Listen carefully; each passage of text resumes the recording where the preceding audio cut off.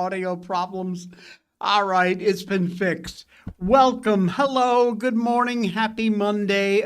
It is a Monday like never before. I don't have my coffee. I don't have my hand phone. I'm thoroughly unprepared. I had a major thing I had to deal with like 3 minutes to air, and I just had to deal with it. So, priorities being what they were, I managed to be a couple minutes late. Sorry about that. Welcome, finally, to the Jay Sheldon Show. David Grush says President Trump, no surprise here, is being blocked by the CIA and the DIA. And that's why we got some handful of absolute garbage UFO releases on Friday. After my little rant Friday morning, Friday afternoon, which of course is the time you release things that you don't want to get a lot of publicity because the weekend's here and who cares, and by Monday everybody's forgotten. Well, we didn't forget, and we got more to that story. Also, more on the ridiculous Hunter virus and the stupidity of it all.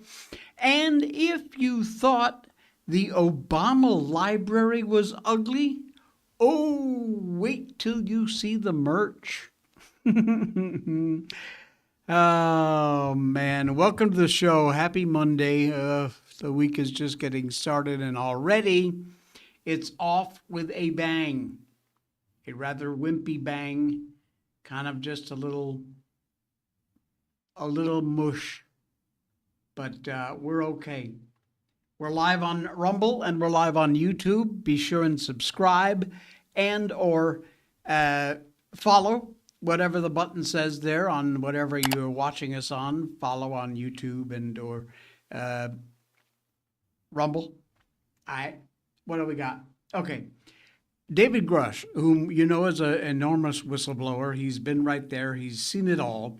Well, he is saying now that President Trump is absolutely being blocked, and boy, I can believe it, by the CIA and the DIA on the UFO files.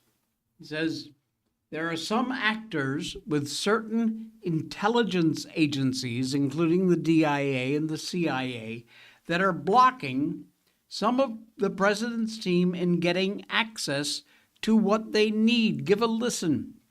What you're saying is we are on the cusp of getting a lot more details that deal with actual alien beings, however you're going to describe them. That's certainly up to the president's team, and I certainly support them, but it has come to my attention actually recently as of today.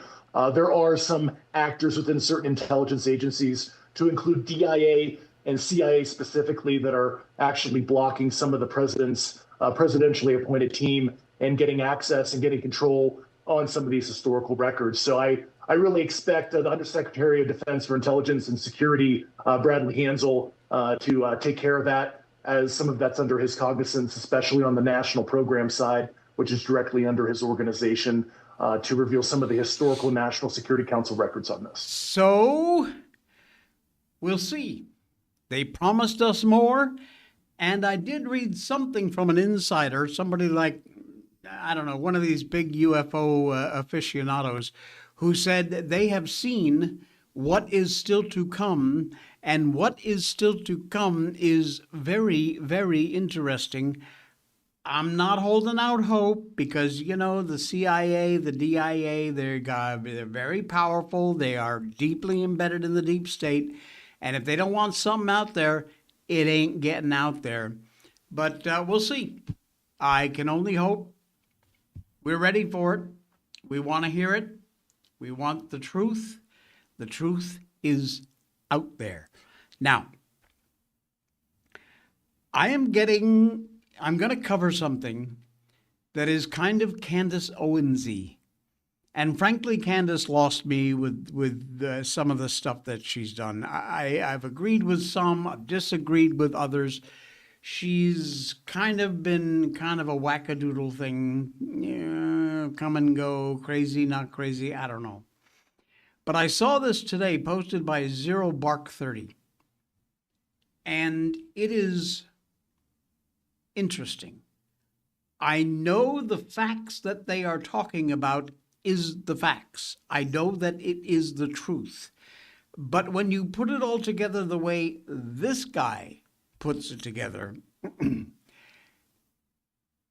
it is one of those things that make you go, I don't mean to be picking on Erica Kirk. I don't mean to be making any light of the assassination of Charlie Kirk. I'm just presenting something that some guy posted on X. It involves Kirk, Erica, Pete Hegseth, Huachuca, micro explosives. It's unusual, to say the least. I'm just going to play it. You can put together whatever you want from it, but I find it most interesting. The plane that Pete Hegseth almost exclusively uses, its tail number is 99-0404. On September 8th, the day that Mitch Snow says that he saw Erica Kirk and Cabot Phillips on Fort Huachuca, that plane goes from Joint Base Andrews out west and then ends up at Fort Huachuca. And it flew there under a call sign SAM 702. What SAM means is Special Air Mission. The only people who can approve or authorize or order a Special Air Mission flight are the president and the vice president.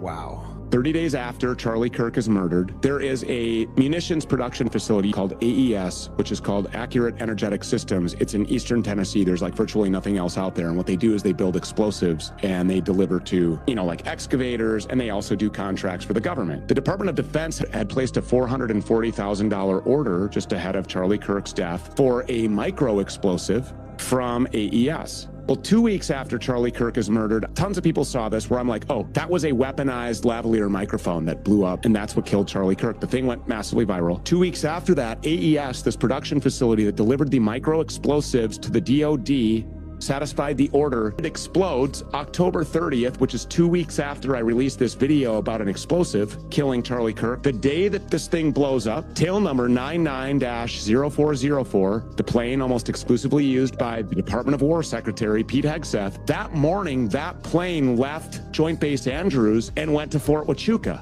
At the time that this thing was smoldering after it had just blown up, the plane that Pete Hegseth almost exclusively uses detours on its way to Joint Base Andrews to fly directly over the AES manufacturing facility that satisfied a $440,000 micro explosive order just ahead of Charlie Kirk's death, which blew up 2 weeks after I said, hey, explosives killed Charlie Kirk. And it flew over this part of Eastern Tennessee where there's nothing else but this thing. When that thing exploded, every employee on the inside died. 23,000 pounds of explosives blew up, killing everybody inside. Everybody in that facility died.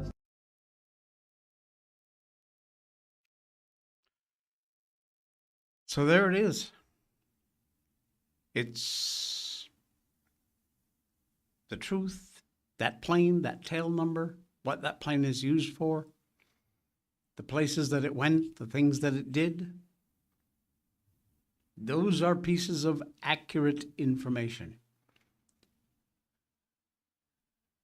You just cannot ignore this. You take it, you file it away, nothing you can do about it right now, but down the road, it might be helpful. It is weird, to say the least. To say the least, but it is way too connected for this stuff to be ignored. That's for damn sure.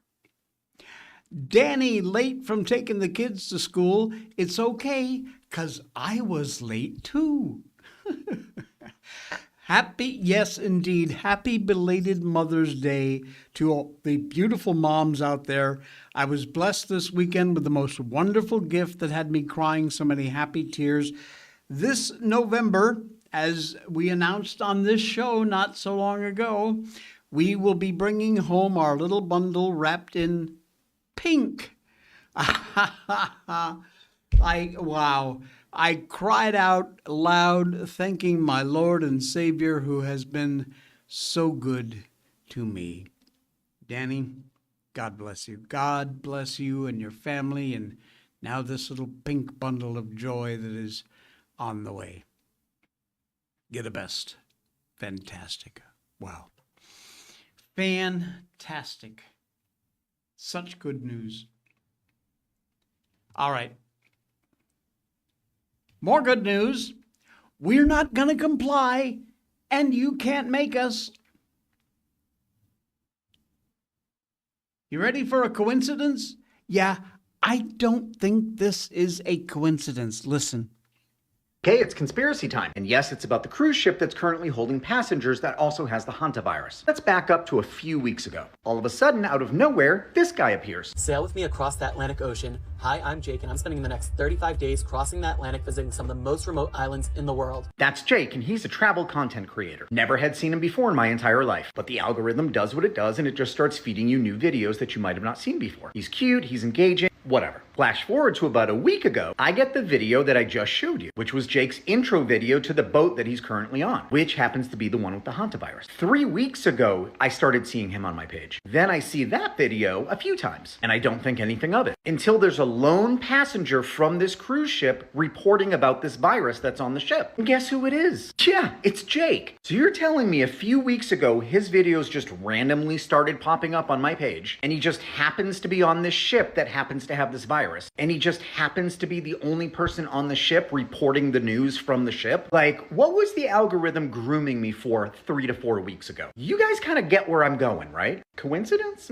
Yeah, coincidence. Yeah, I think not. And that's not the last of it. Get this. Ha! Man, I'm telling you, the way they think they can control us. Dr. Pierre Corey, we played a cut from him last couple days, last week. A massive, massive media anomaly. Oh, yeah.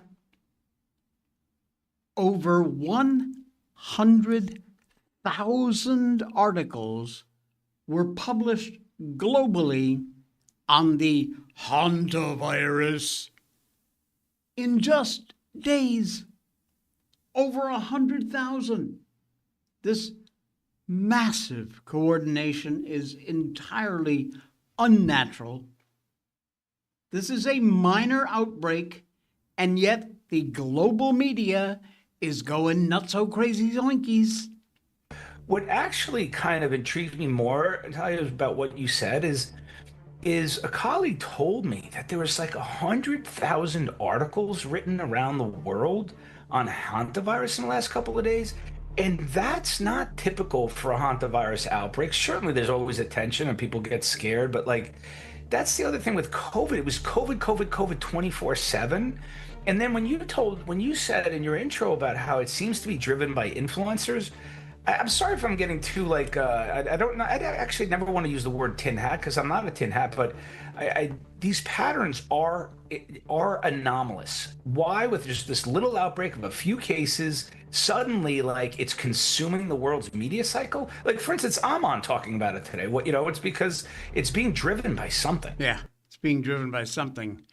That would be the pharmaceutical companies who, strangely enough, already have a shot for it. Ain't that nice? And I got more. Oh, yeah, I bookmarked them. I didn't have time to put them on my list. We are a tambourine country, folks. The guys in the hazmat suits, dressed like they're about to climb into the Chernobyl reactor, and right next to the hazmat suited guys are a dozen officials and politicians snapping selfies with the passengers, doors wide open. Take a look.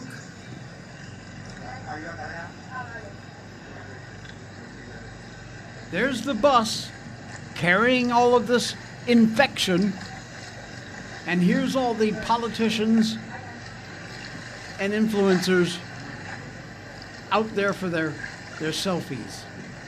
Ain't that nice? You see that guy right in the middle in the back? You can almost not see the white against the white of the tent. Yeah, that's the guy in the hazmat suit. You want another one? I got another one. The bus driver of that bus. Everybody else that got on the bus from outside, all covered up, all their faces covered, and they're in total lockdown hazmat suits. Take a look at this little piece of video. Here's the driver of that bus. You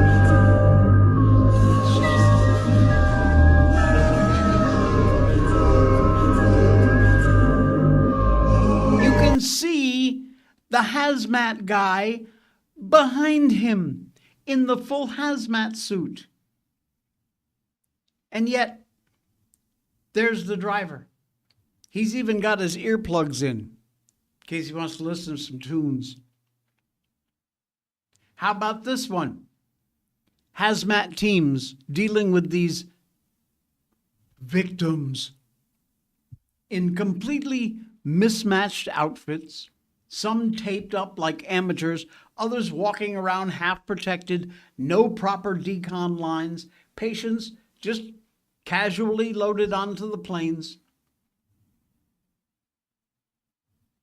Yet another plandemic.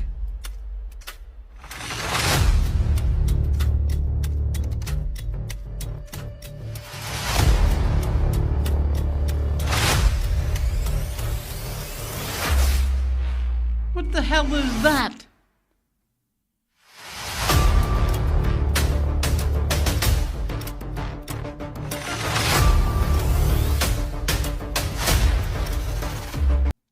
They are working us, my friends. They are working us. No doubt about it. No doubt about it. Do not be fooled.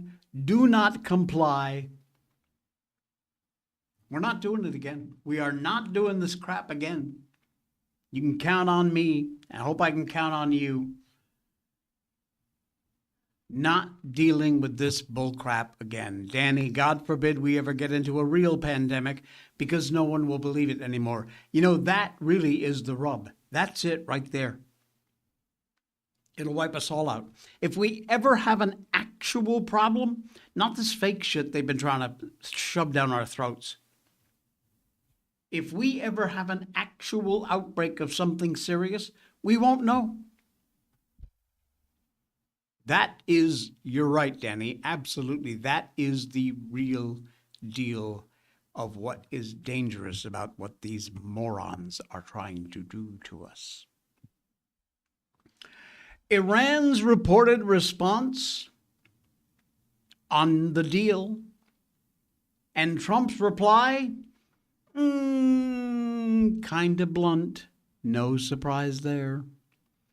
The Iranian regime has finally sent back its response to the U.S. on the question of a peace deal. But, you know, with Iran going in, they're going to give you something that looks like movement while having a whole lot of gaps in the meantime. On the proviso that until the U.S. officially confirms details on anything that was in the proposal, this is a report on what it supposedly says. According to the Wall Street Journal, says the response doesn't resolve the U.S. demand for commitments to advance on Iran's nuclear program and its stockpile of enriched uranium. Iran says they're willing to stop enriching uranium, but for a shorter period than the 20-year moratorium the U.S. wants, and they're also rejecting the dismantling of their nuclear facilities. So, there is some movement in there, but there's also a lot of twisting hanging out in the wind. And there's still appearing to be playing this releases from the blockade before getting into the nuclear promises. That isn't going to work if it's true. They are not honest actors. They are not coming to the table with any degree of honesty or sincerity. So how could you even be sure you got it all? You can't. Maybe our intelligence knows how much they have, but you would have to be very, very sure of that. And what third-party country would you possibly trust?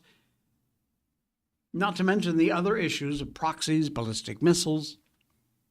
What this really means is that this blockade is killing them. Good. Post, Donald Trump, noting 47 years of game playing from Iran and the delay. Iran's been playing, this is Trump's post, playing games with the U.S., the rest of the world for 47 years, delay, and finally they hit pay dirt. When Obama became president, he wasn't only good to them, he was great. Actually going to their side, jettisoning Israel, all of their allies, giving Iran a major, very powerful new lease on life. Hundreds of billions of dollars, $1.7 billion in green cash flowing into Tehran, handed to him on a silver platter. President's message, if that wasn't clear, this one he posted after that should be very clear. Here it is. I've just read the response from Iran's so-called representatives. I don't like it. Totally unacceptable. That's it. The proverbial clock on Iran may very well have just run out. Sorry, not sorry. Goodbye. You remember that cool guy, Spencer Pratt? He's been running, what's he running for? Is it mayor or governor out in California? I think it's mayor. Anyway, he put out a Mother's Day ad showing the emotional aftermath of the Palisades fires. Remember, he's the guy who showed the trailer on his property where he's had to live since the fires. Mother's Day is every day. The words of Spencer Pratt in introducing a 2-minute video honoring his wife of almost 18 years. Heidi Montag vividly showing why he's running for the mayor of Los Angeles. God, I hope this guy wins. He has been very open about how difficult it's been losing everything in this sudden, traumatic way.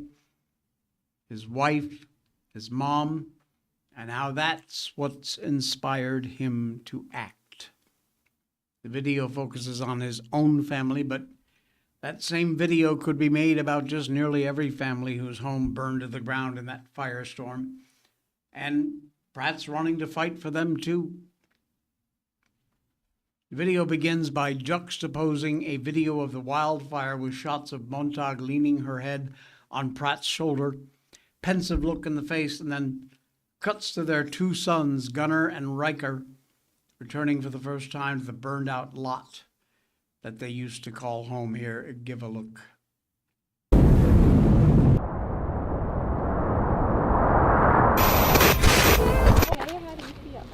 Is this the house? It is. How do you get it out?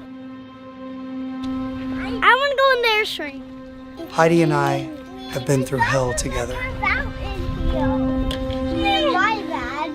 Oh, I'm pulling up the covers. Oh. No mom should ever have to go through what she's gone through. This is the first week it's been here.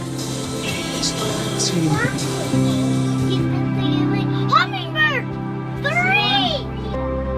You see him right here? This was where your bedroom was, remember? This was Mama's room right here. Are you okay? No. I think that they're trying to have a good attitude about it, but I did see Gunnar like almost crying up there, but they're so happy to be home too. This is my old favorite shovel, Mom. Wow, And he it's didn't even know. plastic. Wow. This used to be my... Oh, it didn't come. There's a piece of it. But I think they're just happy to be home. I just was right here. You want to sit right here? I gotta go pee. Oh no! I got time to go pee and nails. Go pee right there. I got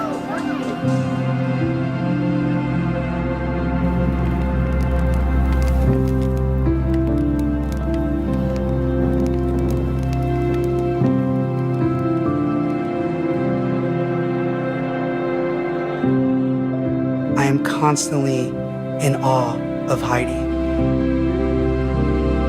She's the most incredible mom to our boys.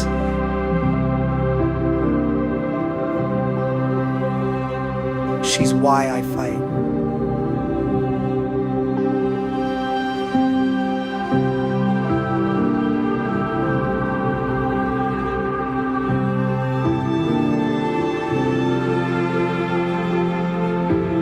Wow.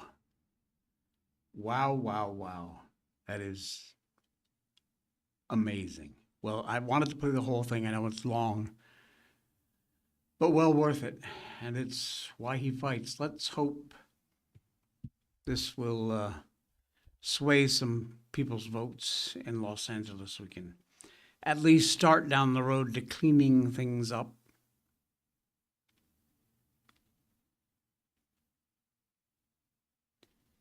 Had a friend in high school who put me through torture of watching his reality show.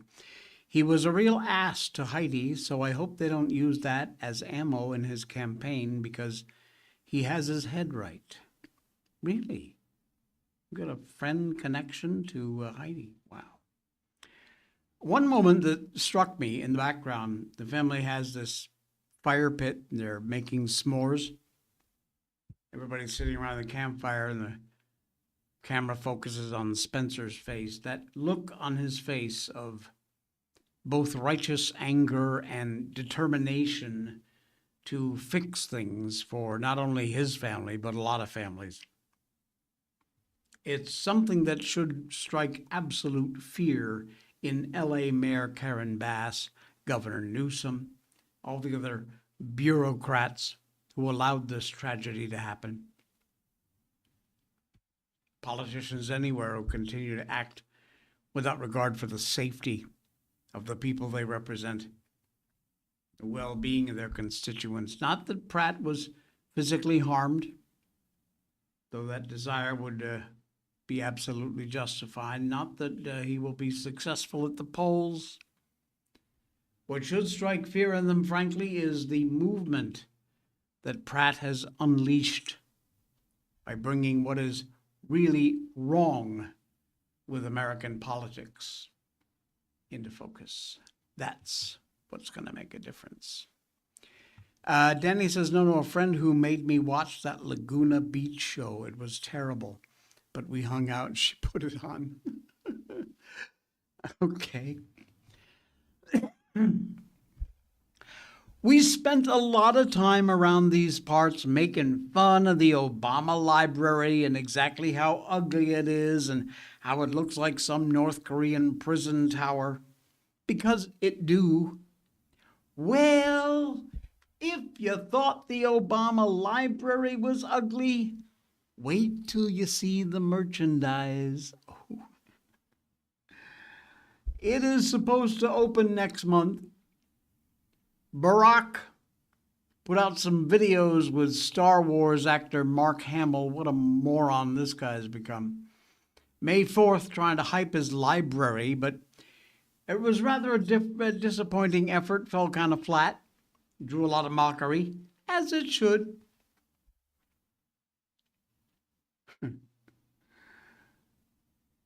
Here is, I think we've shared this one before.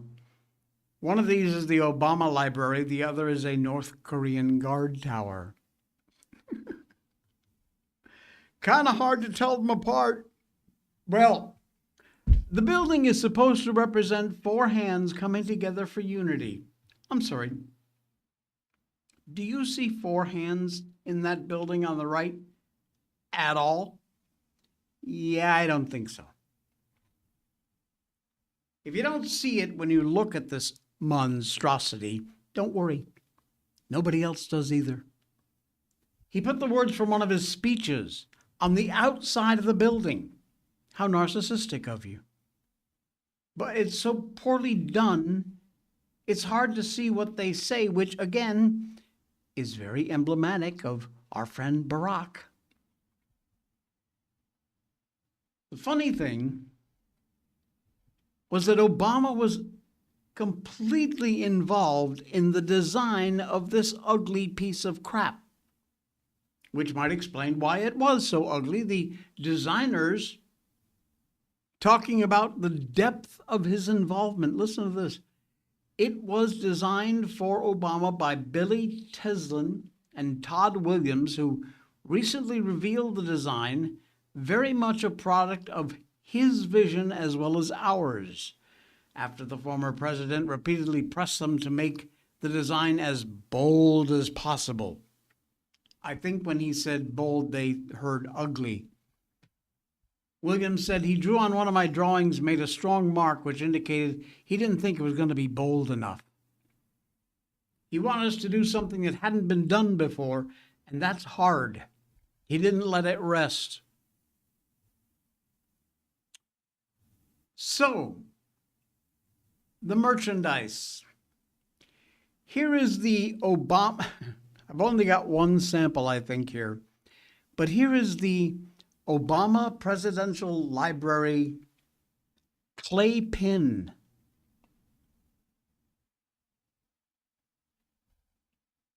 Apparently designed by Barack himself.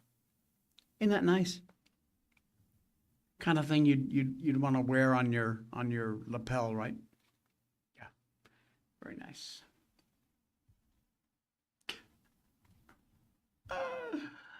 Oh, and it's $30, by the way. It's $30. Yeah.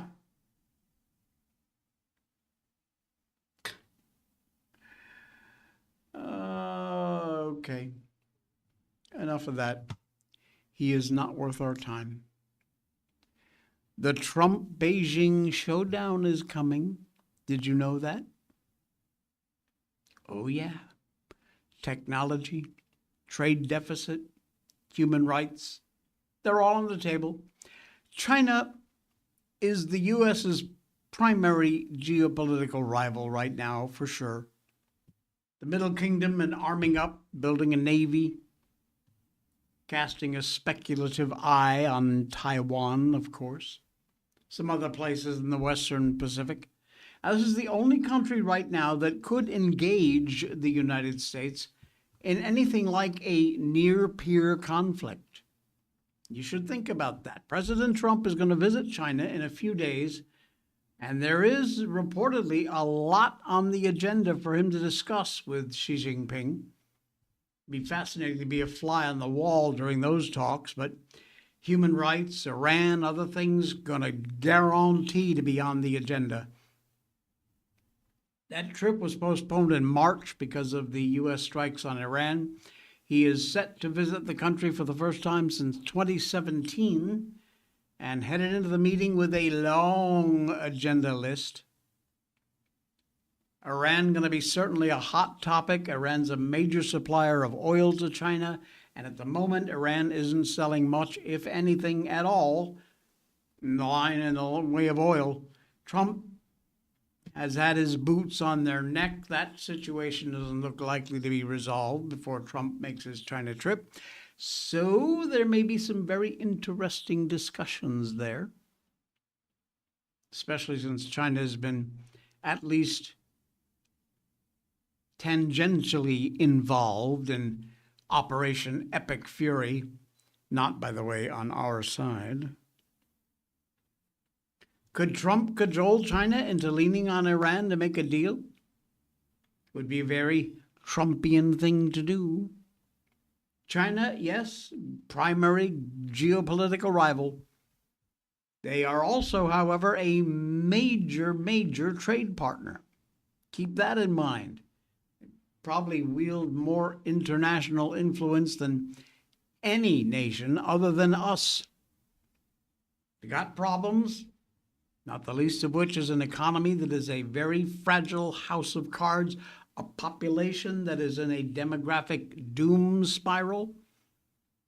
But they're also the only nation that, along with the United States, may be able to pressure Iran into accepting some kind of a deal to end their conflict with the U.S. and, of course, Israel. A lot of other stuff to talk about: fentanyl precursors, general trade tariffs, China's abysmal human rights record. We'll see what happens. He's going very soon. So see how. What else is going on?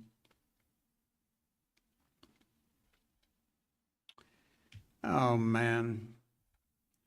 I hesitated to do this story, but I think it's important that you know this kind of a thing is going on. It is absolutely devastating. Beyond me. The state of Maryland let a blind, nonverbal woman be raped in state-supervised care. And the worst part, her rapist is still free. Cameron Jones, 24, legally blind, largely nonverbal, cognitively functioning at the level of a toddler. This woman has a myriad of problems. 2 Medicare-funded caregivers around the clock. Her parents allege it still wasn't enough. She lived in a Baltimore group home operated by Dominion Resource Center, contractor running 18 facilities across Maryland. Her care plan required 1 caregiver within 10 feet of her at all times and checks every 30 minutes overnight. Her parents allege she was impregnated somewhere between mid-March and early May 2024 while under that supervision. No one said anything till she arrived at Sinai Hospital that fall, 7 months pregnant. She delivered a healthy baby girl by C-section December 30th, 2024. Her mother, Marsha Williams, is now raising the child. The Dominion caregiver documented irregular menstrual spotting in August of 2024, when Jones was roughly 4 months along. No follow-up was ordered. 2 months later, Dominion executive and nurse Margaret Owolabi assessed Jones for worsening behavior, aggression when caregivers touched her during her diaper changes, and concluded she was not pregnant. Well, you were wrong. Jones' primary care physician saw her 5 times between July and November. At his final visit, 4 days before the pregnancy was discovered, he did not document any abdominal assessment. Family's attorneys are alleging that by the 6th month, the physician, Owolabi, and a caregiver all knew and chose silence because they were afraid of consequences for Dominion. Photographs in the lawsuit show marks, ligature marks on both of Karen's ankles with broken skin. 2 independent medical experts conclude the injuries resulted from Jones being forcibly restrained, likely while she was being raped.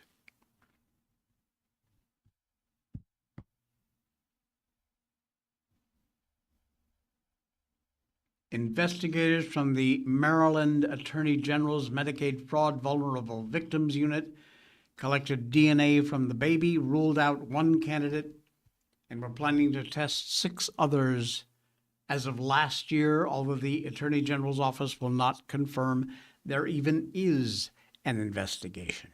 There damn well better be. Baltimore police say the case remains active, no arrests. So, whoever this guy is, he is still out there running around. Disgusting. The GOAT off Rumble. Welcome into the chat, pal. Good to have you along for the ride. Danny, the devil's busy. Makes me want to throw up. Boy, you got that right. You got that right. Here's a good one. You know, like I often say, I don't cover stuff outside of the U.S. because while I am in Malaysia, this show is for you in the United States.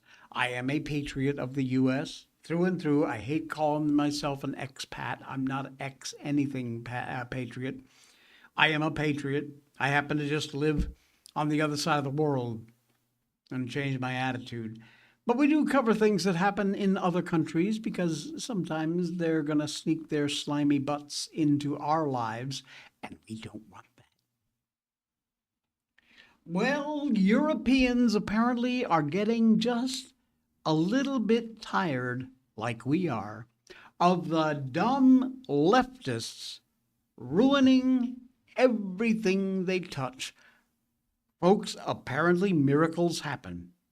British voters have figured out that they don't want their country to be systematically ruined by weak-minded leftist trash. And the UK just had local and regional elections, and they went like this.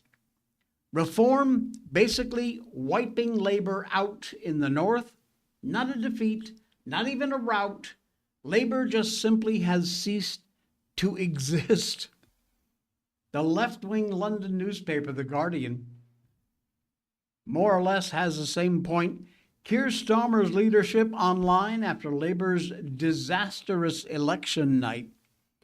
After years of institutional decline, mass immigration from unvetted Islamic refugees were eroding British culture, a long period of complete insane nanny state speech policing.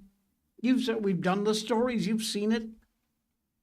Leftist Prime Minister Keir Starmer's Labour Party is bleeding to death in a confrontation with voters. They've had enough. First sign of big change is underway. The news media, they're in a panic. They're making the usual pants-wetting noises.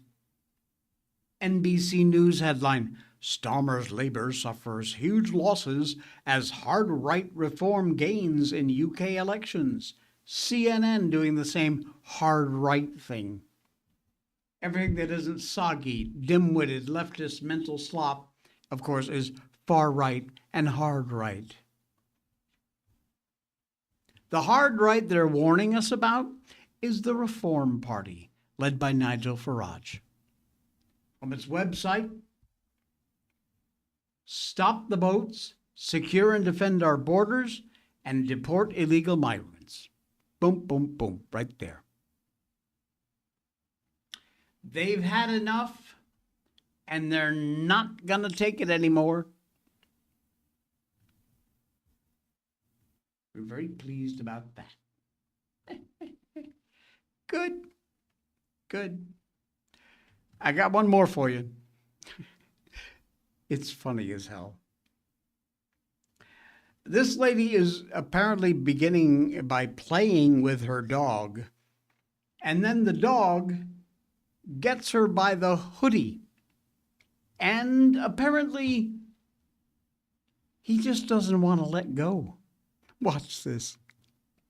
Oh my God. No one prepared you for what to do when this happens.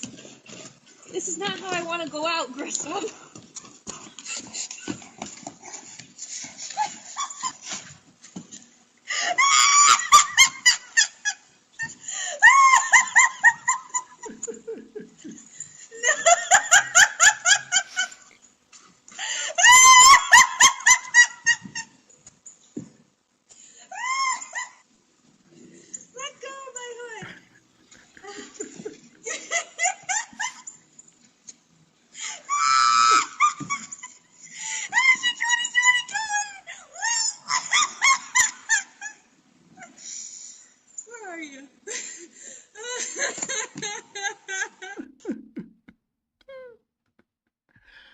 Oh, man. Hey, Karen, good to have you along. Welcome.